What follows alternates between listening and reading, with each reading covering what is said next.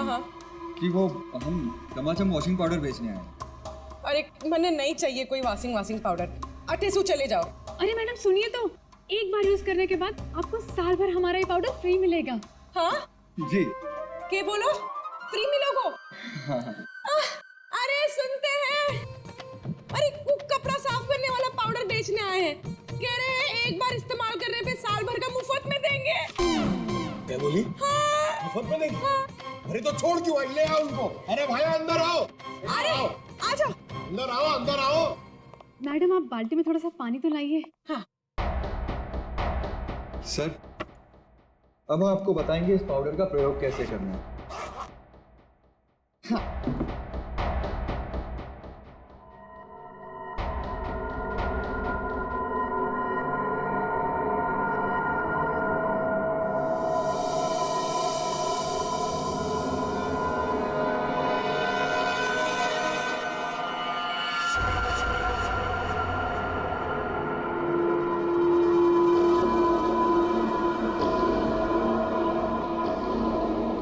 चलो जल्दी से सारे गहने अंगूठियां सब निकालो।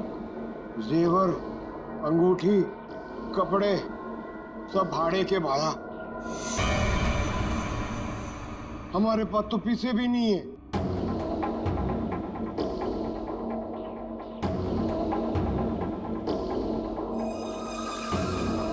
अच्छा तो एक काम करो, घर पे जितना भी कैश है ना वो सब निकाल के यहाँ ले आओ। घर तो खाली है, घर में कुछ भी नहीं, घर भी भाड़े को है। यार ये कहाँ कंगालों के घर भेज दिया हमें चोरी करने के लिए केकड़े ने। ओए तुम दोनों अब जलते हुए कोयले पर खड़े हो। चलो।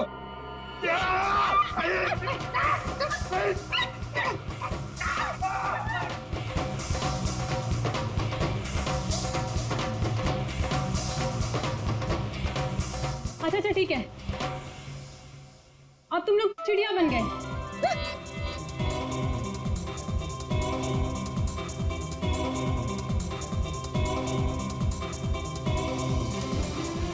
अरे बस करो, क्या कर रहे हो तुम लोग?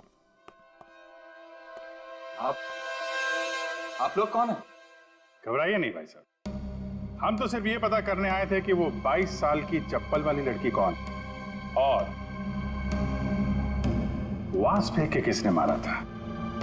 अभी सब क्लियर हो गया। और हम लोग हिप्नोटाइज हुए ही नहीं। पूछो क्यों? क्यों? क्योंकि हमने तुम्हारी आंखों में देखा ही नहीं। अरे कहां भाग रहे? इतनी जल्दी भी क्या है?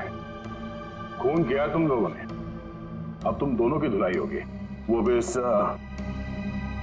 चमाचम पाउडर से।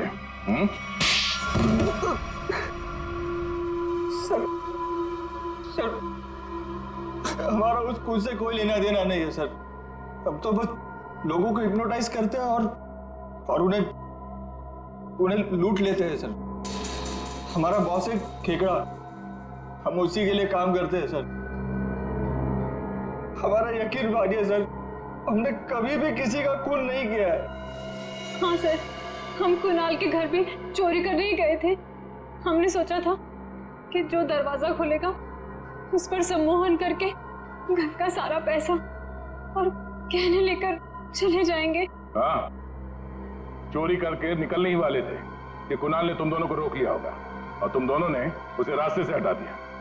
नहीं सर, हम उसे रास्ते से तब हटाते हैं ना कि जब वो जिंदा होता।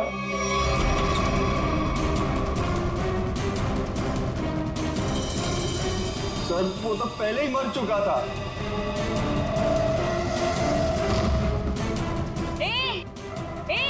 अरे चलो भागो यहाँ से। छोड़ उसे।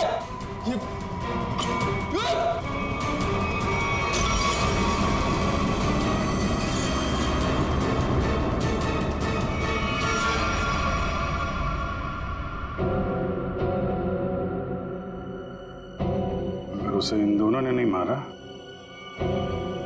फिर किसने मारा? भाभी भाभी मुझे जैसे ही पता चला ना आप यहाँ अपने घर पे अपने मायके पे आए हो ना, मैं आपसे मिलने यहाँ आ गई। भाभी प्लीज प्लीज प्लीज प्लीज। देखो मैं तुम्हारी प्रॉब्लम समझती हूँ, बट बिलीव मी, मैं कुछ भी नहीं कर सकती। अगर तुम्हारे भैया को पता चल गया कि मैंने तुमसे बात की है या फिर तुम यहाँ मुझसे मेरे मायके में मिलने आई हो, रचना, वो मुझसे बहुत नाराज हो जाएंगे। भाभी प्लीज प्लीज, भाभी आप तो मुझे समझो भाभी प्लीज, मेरी थोड़ी सी तो बात समझो भाभी प्लीज। नहीं, भैया को नहीं। हेलो अमृता, कैसी हो? मैं ठीक हूँ, आप कैसे हैं? मैं भी ठीक हूँ। अच्छा अमृता, वहाँ पर रचना आई है क्या? रचना? नहीं तो, रचना तो यहाँ पर नहीं आई। अगर रचना है तो उसे पैसे मत देना और वहाँ से भेज देना। जी, बाय। प्लीज भाभी प्लीज भाभी प्लीज। देखो, I'm so sorry। देखो, मैं तुम्हारी कोई मदद नहीं कर पाऊंगी। आज मैंने तुम्हारे भैया को झूठ बोला है, बार बार नहीं बोल सकती रचना। प्लीज यहाँ से जाओ, प्लीज भाभी, प्लीज चली जाओ रचना, प्लीज माफ कर दो मुझे। हाँ, आपकी कोई गलती नहीं भाभी, मैं चली जाऊंगी, चली जाऊंगी।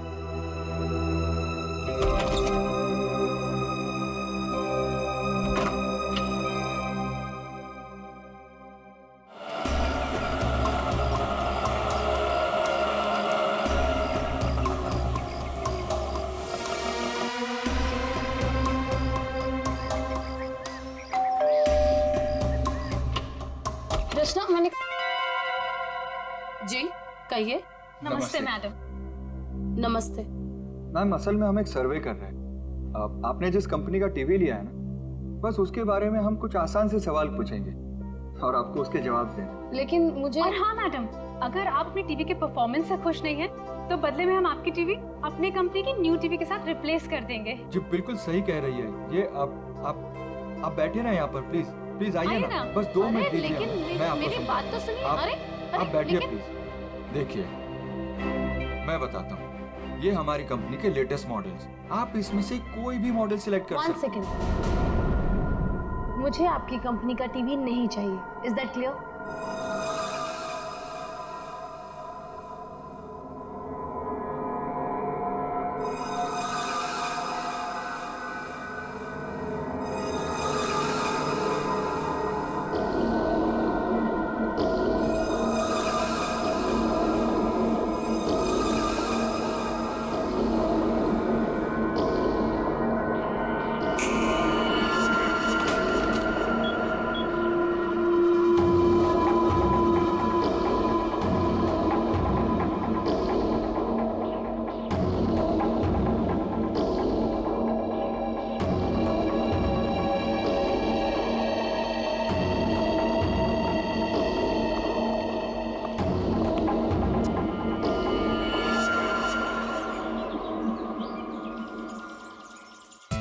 तुम क्यों इतनी सैड और उदास हो? क्या हुआ बेबी?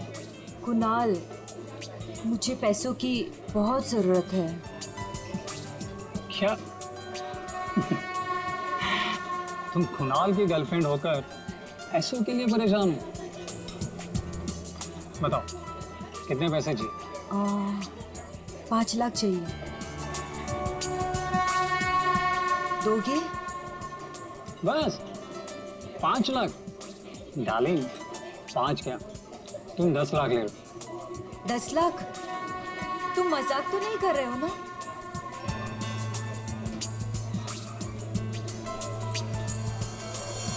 ये लो, कल घर आ जाना। तुम्हारे घर? पर तुम्हारी वाइफ अमृता घर पर होगी ना? डार्लिंग, अमृता अपने मायके गई हुई, तो तुम फिक्र मत करो। और हाँ, कल शायद मैं घर पर नहीं रहूँगा, मुझे थोड़ा काम है, तो मैं घर पर देरी से पहुँचूँगा। तब तक तुम मेरा घर पर वेट करना, ठीक है?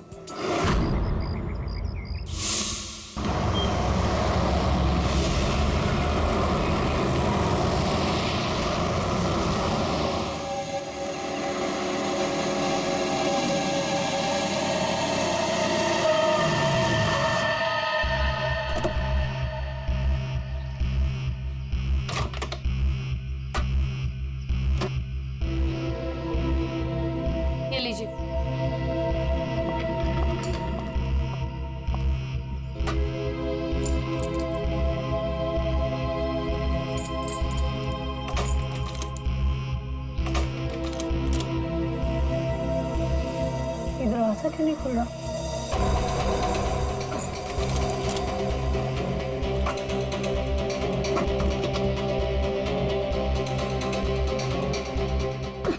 अरे अमृता जी, क्या हुआ? आप इतनी परेशान क्यों लग रही है? क्या हुआ? भाई साहब, ये दरवाजा पता नहीं क्यों नहीं खुल रहा, और आप थोड़ी सी मदद कर देंगे प्लीज? हाँ हाँ बिल्कुल। लाइए चाबी।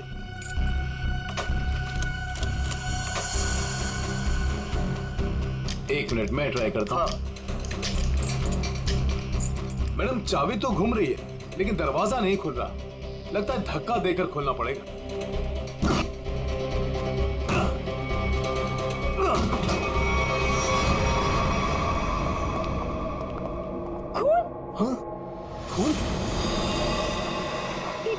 सारा सामान भी बिखरा हुआ है।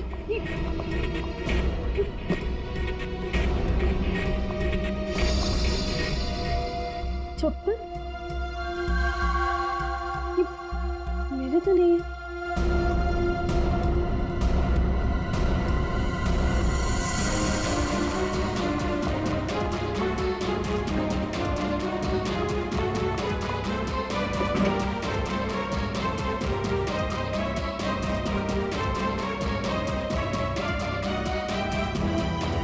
चोरी हो गई मेरे घर में। मेरे लॉकर से सारी ज्वेलरी, सारे पैसे, सब कुछ ले गए। चलो ऊपर चल के देखते हैं। हाँ हाँ, मैं कुणाल को फोन करती हूँ।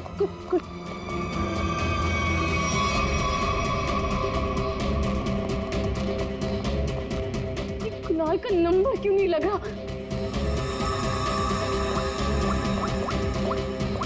आप इधर आइए, दरवाजा अंदर से बंद है। जरूर अंदर कोई छिपकर बैठा हुआ है। खोलो दरवाजा, कौन है अंदर? खोलो।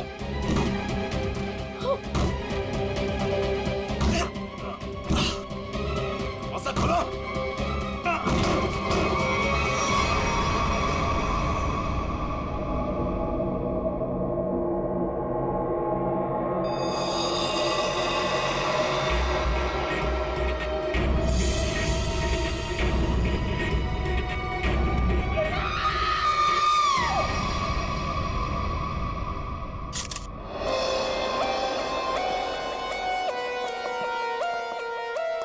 लाश कहाँ पर? सर, लाश ऊपर कमरे में। आइए।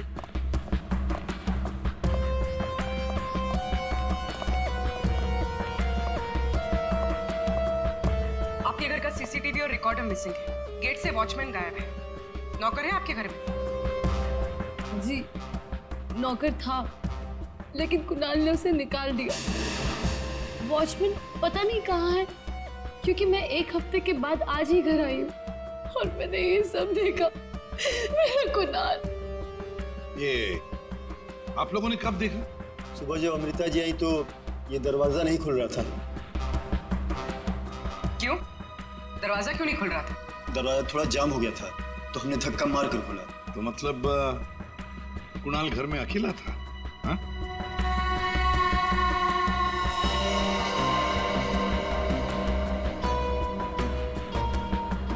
छाती पे गोली मारी है। कुणाल घर में अकेला था। पूर्वी, यहाँ पर जरूर कोई आया था। हाँ सर, और चोरी करने लगा। कुणाल ने उसे देख लिया होगा, इसलिए शायद चोर ने कुणाल का खून कर दिया।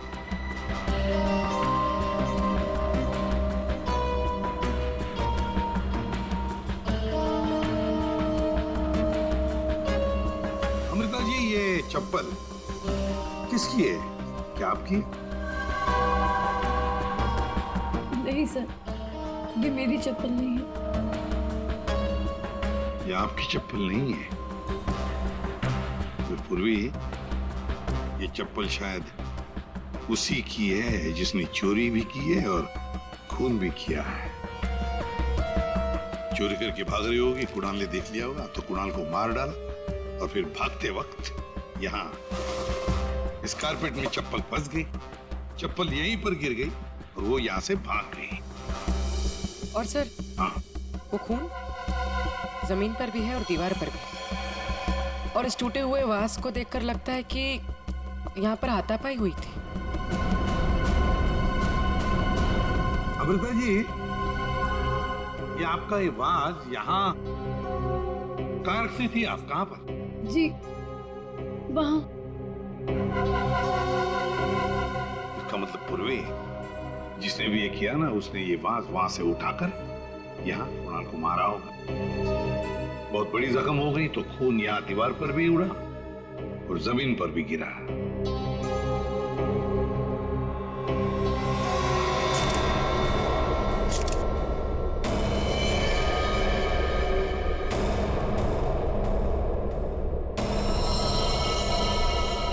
इसके हाथों पे खरोच के निशान है, हाथापाई हुई है। इसके अलावा शरीर पे कोई और निशान दिख नहीं रहा है। लॉकर में से भी चोरी हुई है ना? कहां पर है लॉकर? सर, उस तरफ।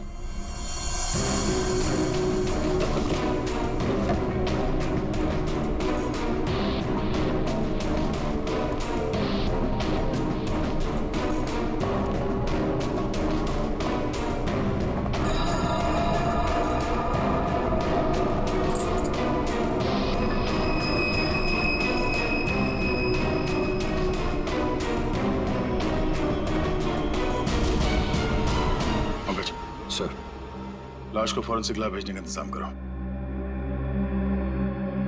अमृता जी, ये चाबी किसकी है? मेरा मतलब है काहे की चाबी है ये? सर, कुणाल के पास एक डुप्लीकेट की थी घर की। हो सकता है ये वही चाबी हो। पूर्वी, जरा चेक करो तो, देखो जरा। सर, आ दे। लगता है कोई घर में चोरी करने के इरादे से घुसा होगा। इस कुणाल ने पकड़ने की कोशिश की, पकड़े जाने के डर से चोर ने कुणाल की हत्या कर दी। लगता तो वैसे ही है दया, बिल्कुल वैसे ही लगता है। सब ये चाबी मेन डोर की। ये लो, मेन डोर की चाबी।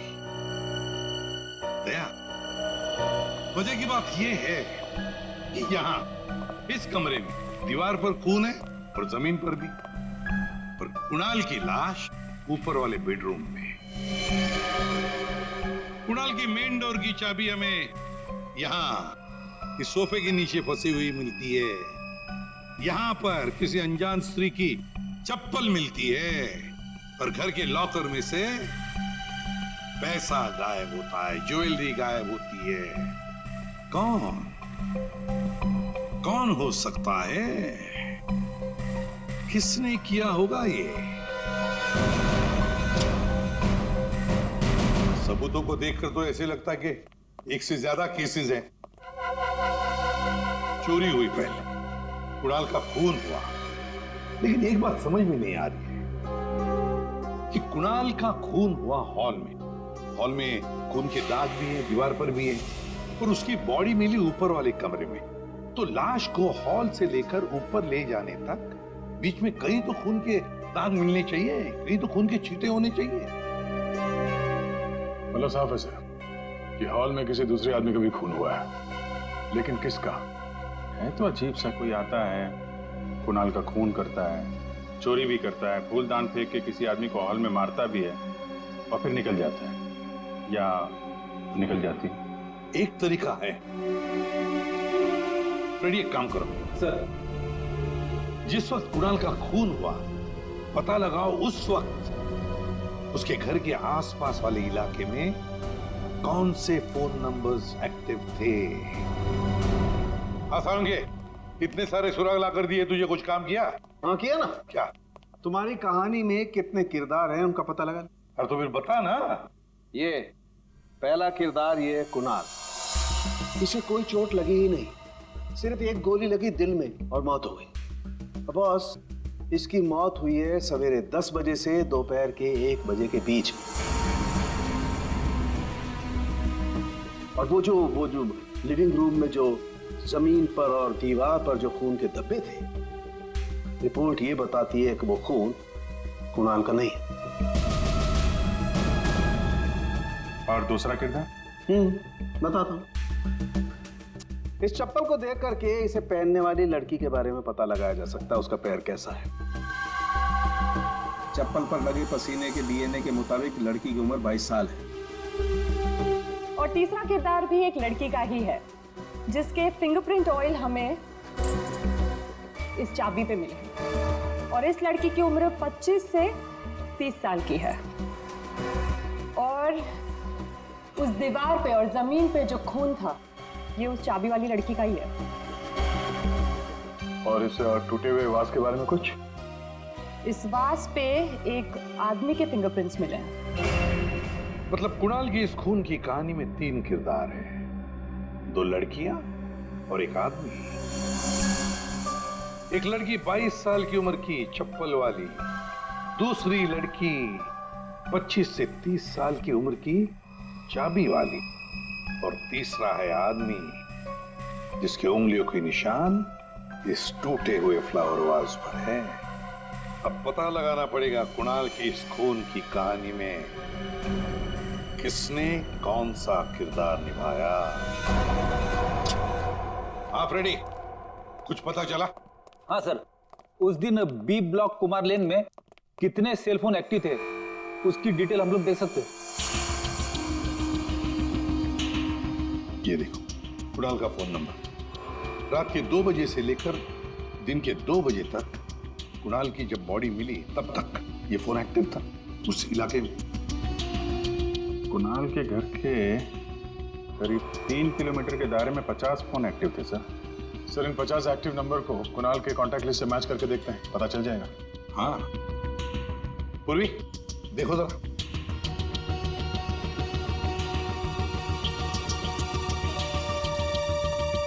सब मिल गया। नंबर है 0654211109। इसका नाम शाइना है। शाइना? तो मतलब ये शाइना वहां पर थी जब कुणाल का खून हुआ। है कौन ये शाइना और वहां क्या करने गई थी? खून या चोरी? दर्द हो रहा है, बहुत दर्द हो रहा है। Excuse me. आप लोग? हम लोग सीआईडी से हैं। सीआईडी? क्या हुआ? कुणाल का खून हो गया। कुणाल? आपको तो पता ही होगा, आप उसी के साथ थी ना? कुणाल का खून हो गया। जी हाँ, और ये चोट भी आपको कुणाल के घर पे ही लगी है ना, फ्लावर वाज से? जी सर, उसने मुझे अपने घर पे बुलाया। मैं वेट कर रही थी पर वो आया नहीं। और कुछ देर बाद अचानक से बेल बजी और 2 लोग अंदर आ गए। नमस्ते मैडम। जी नमस्ते। आप लोग कौन?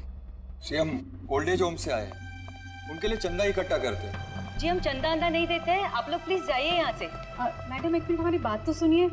ठीक है आप चंदा मत दीजिएगा, लेकिन हम जो आपसे कहना चाहते हैं आप वो तो सुन लीजिए।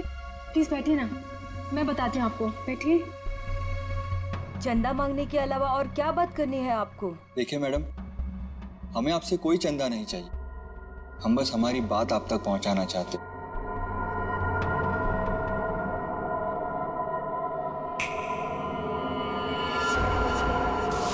सर उस वक्त मुझे पता भी नहीं था कुणाल मर गया है। और जब मुझे वापस होश आया तो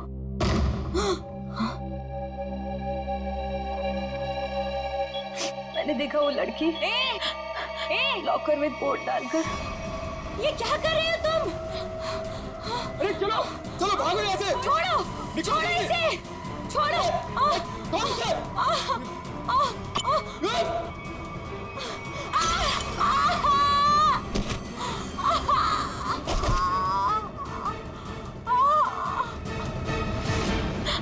सर उसने लॉकर तोड़ा नहीं।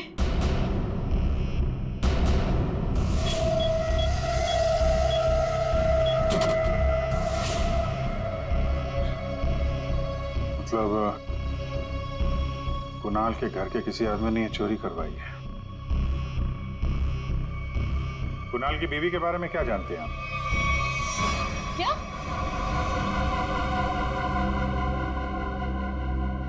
कुणाल की गर्लफ्रेंड थी? जी हाँ, शाइना नाम है उसका।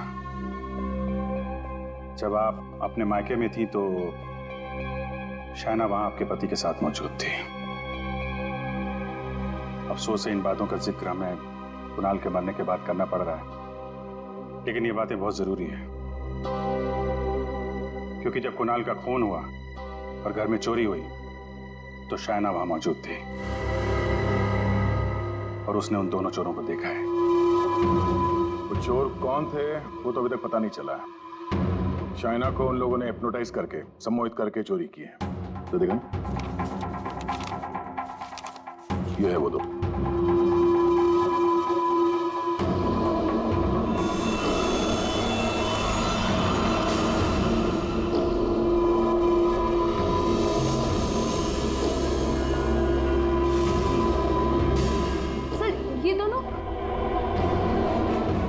ये दोनों तो यहाँ पर भी आए थे। कुणाल की मौत से ठीक एक दिन पहले। और जब मुझे होश आया तब मेरा लॉकर खाली था। मैं कुणाल के खून से इतनी डिस्टर्ब थी कि उस वक्त आप लोगों को ये बात नहीं बता पाई। लेकिन सर, ये दोनों वहां कैसे पहुंचे? आपके घर के सारे लॉकर्स कोड डाल के खोले गए हैं। इसका मतलब यही है कि इस सब में आपके घर का ही कोई आदमी शामिल है। लेकिन हमने तो पासवर्ड कभी किसी को नहीं बताया। हाँ, उसे जरूर पता होगा। उसे? उसे किसे? रचना को। कुणाल की कजन सिस्टर है वो। उसे जरूर पता होगा। प्लीज प्लीज कुछ कर दो, प्लीज प्लीज भाभी, प्लीज प्लीज भैया से बात करो। मैं कहाँ जाऊँ? मैं पैसे भी नहीं भाभी। रचना हमारे साथ रहती थी, लेकिन 1 महीना पहले कुणाल ने उसे घर से बाहर निकाल दिया था। घर से निकाल दिया? क्यों? क्योंकि उसे नशे की बुरी लत लग गई थी और कुणाल को ये सब बिल्कुल पसंद नहीं था, इसीलिए। मिलना पड़ेगा इस रचना से। आप जरा रचना की कोई फोटो दीजिए और फोन नंबर भी। बाहर लोगों ने ये बताया कि रचना यहाँ पे अक्सर आती रहती है और उसका मोबाइल का लोकेशन भी यहीं पे बता रहा है।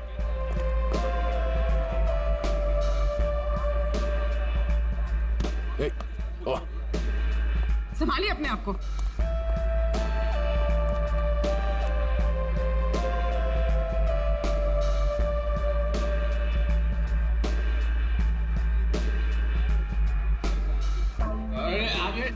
जाने दो तक। इस रचना को फोन लगा।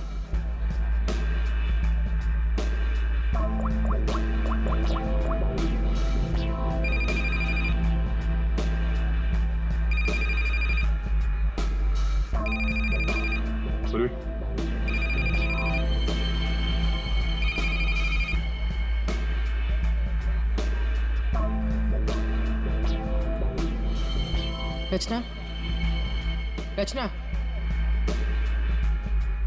सर, इसको देख के लगता नहीं है जो हम बोलेंगे वो सुन पाएगी, समझ भी पाएगी। अलग ही दुनिया में लग रही है।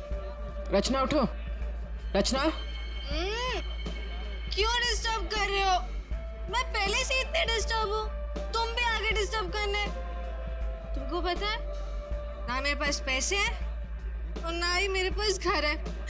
एक बॉयफ्रेंड था मेरा, वो भी छोड़ के चला गया मुझको। लव लाइफ तो ना एकदम 0 हो गई है मेरी। कौन करेगा मुझसे शादी? हाँ, आप हमारे साथ चलिए, आपकी प्रॉब्लम भी सुनेंगे और सॉल्व भी करेंगे। आइए उठिए।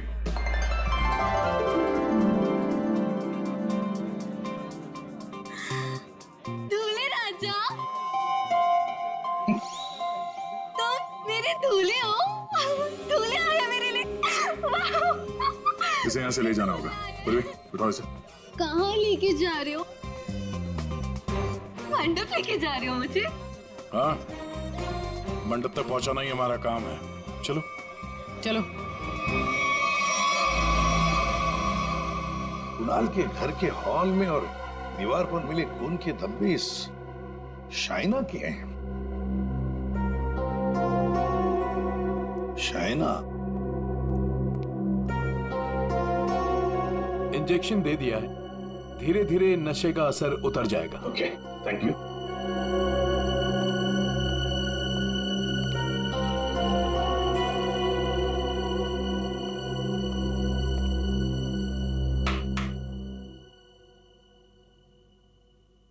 मैं कहाँ हूं? तुम लोग कौन हो? ये कौन सी जगह है? ये सब सवाल पूछने से पहले बताता हूं, ये सीआईडी ब्यूरो है।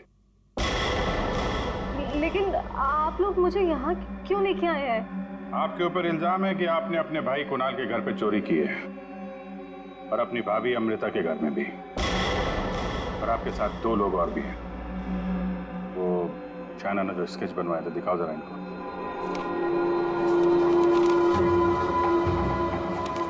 ये हैं वो दोनों।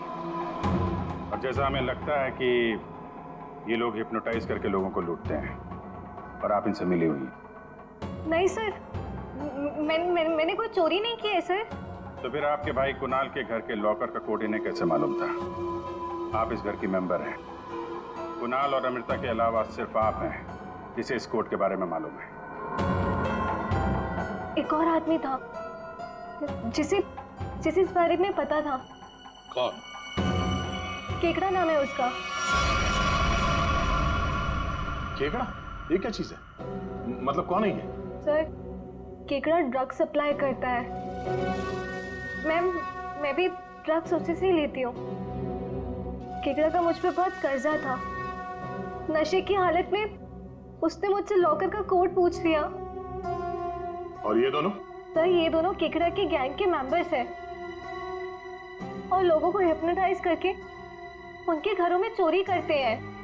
केकड़ा कहाँ मिलेगा?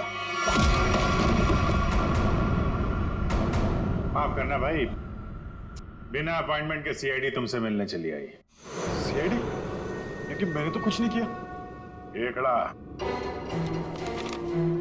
ये दोनों तुम्हारे लिए काम करते हैं। तुमने इन दोनों को अमृता के घर भेजा था। ये लोग लोगों को हिप्नोटाइज करते हैं। कभी कभी धंधा बड़ा डाउन होता है ना, तो अब लोगों को बेवकूफ बना के पैसा कमाते हैं। ये दोनों मेरे ही गैंग के, सोहन और रिंकी इनका नाम है, और रचना ने मुझे कुणाल के लॉकर का कोड बताया था। और तुमने इन दोनों से खून भी करवाया कुणाल का? हाँ? खून? कुणाल का खून? मैंने नहीं किया। मुझे इस बारे में कुछ भी नहीं मालूम। मैंने तो सिर्फ चोरी करने के लिए भेजा था। कुणाल के घर से चोरी किया हुआ सारा माल मुझे देकर उन लोग चले गए।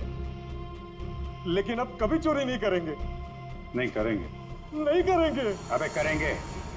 चोरी करवानी है, उनको फोन करो और बोलो एक चोरी और करनी है, समझे? और कहाँ चोरी करनी है वो हम बताएंगे। देखिए मैम, हम एक खून की तहकीकात कर रहे हैं। उसमें कुछ लोगों को सम्मोहित करके उनके पैसे और जेवर चुराए गए हैं।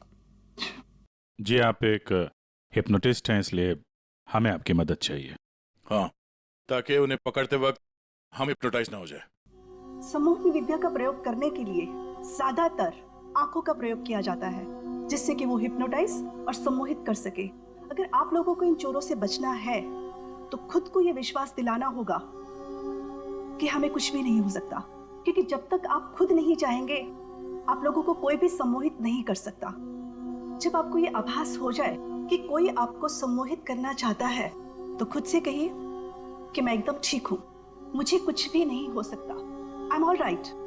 बस फिर आपको कोई भी सम्मोहित या हिप्नोटाइज नहीं कर सकता। अच्छा, तो ये तरीका है सोहन और रिंकी के सम्मोहन से बचने का।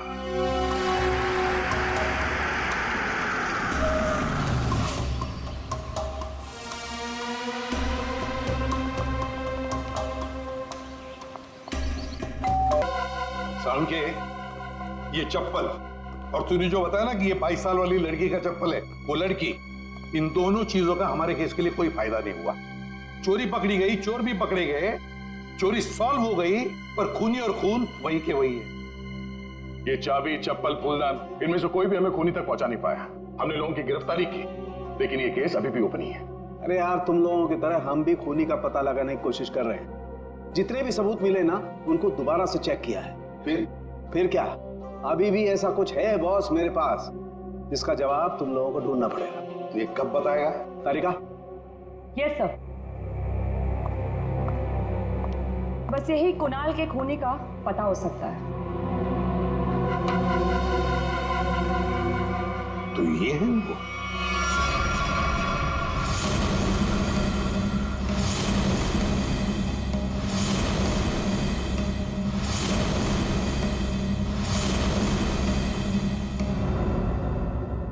रिंकी और सोहन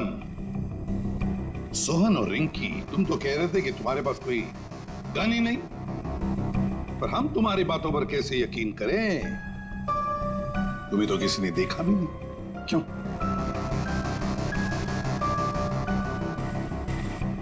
और शायना जी, आप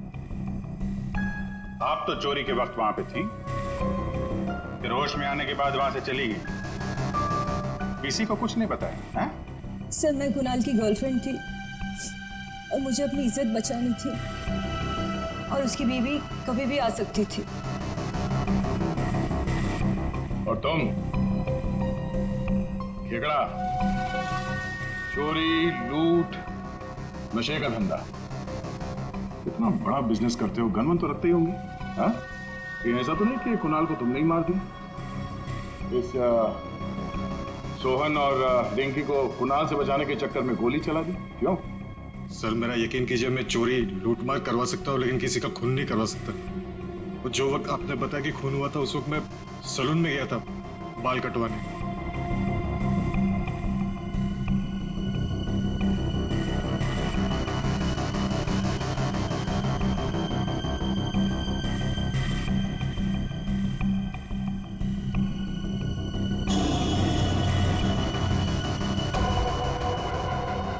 क्या हुआ सर? आप लोग मुझे ऐसे क्यों देख रहे हैं? मैं तो खुद एक विक्टिम हूँ। मैंने कितनी मदद की है इस केस में आपकी, है ना? हाँ, बहुत मदद की है आपने हमारी। अब हमारी बारी है आपकी मदद करने की। पूर्वी,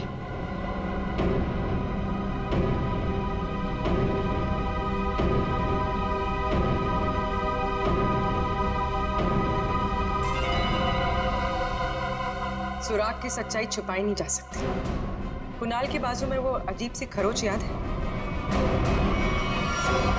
अच्छा, ये खरोच के निशान हमें खूनी तक पहुंचाएंगे? हाँ बस, ये तीनों खरोच के निशान एकदम सीधी लाइन में, और इनके बीच की ये जो दूरी है, ये भी समान है। ये जो पहली और तीसरी लाइन है, ये बिल्कुल सेम है, लेकिन ये जो बीच वाला निशान है, ये बाद में शुरू हुआ है और आगे तक गया है। एक बात तो साफ है कि ये खरोंच के निशान नाखून से नहीं बने हैं। ये बीच वाली जो उंगली है, ये इन दो उंगलियों से या तो लंबी होती है या फिर समान होती है, छोटी तो बिल्कुल नहीं।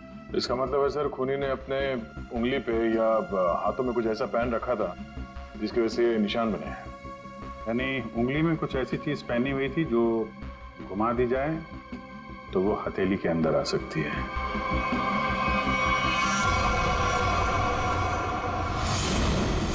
अमृता, ये तुम क्या कर रही हो?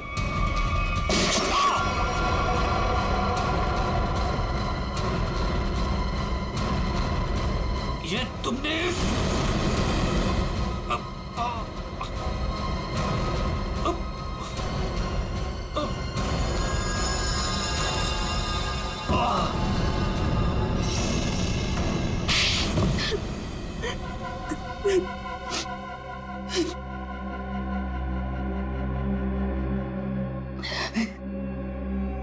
कुणाल को उसके किए की सजा मिलनी ही थी, वो मैंने दे दी। सर, वो एक धोखेबाज इंसान था, धोखा दिया था उसने मुझे। मेरे कई बार समझाने के बाद भी उसने शाइना को नहीं छोड़ा। मैं क्या करती? और ये सिर्फ एक इत्तेफाक था। हत्या और चोरी एक दिन हो गई, तुम्हारा पति धोखेबाज था तो तुम उससे तलाक ले लेती, छोड़ देती उसे, पर नहीं, तुमने तो उसकी जान ही ले ली। बहुत गलत किया तुमने। कानून तुम्हें कड़ी से कड़ी सजा देगा।